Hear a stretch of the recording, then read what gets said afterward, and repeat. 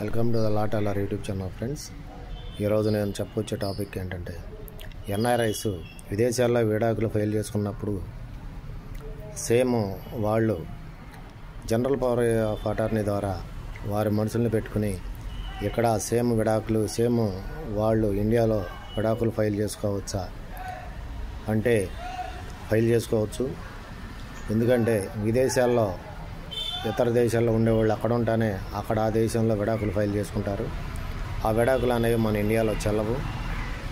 అదే వ్యక్తులు సేమ్ ఇండియాలో వాళ్ళకు తెలిసిన వ్యక్తుల్ని జనరల్ పవర్ ఆఫ్ అటార్నీ ద్వారా అపాయింట్ చేసుకుని వాళ్ళ ద్వారా ఇక్కడ విడాకులు ఫైల్ చేసుకోవచ్చు.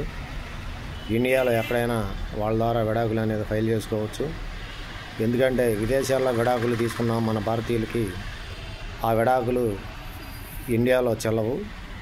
సో అంచేత ఏంటంటే కంపల్సరీగా మన ఎన్ఆర్ఐస్ ఎవరైనా కానీ ఇండియాలో ఇతర అవుట్ ఆఫ్ స్టేట్స్లో ఉండేవాళ్ళు కంపల్సరీగా మన ఇండియాలో ఫైల్ చేసిన డైవర్సే చెల్లుబాటు అవుతాయి.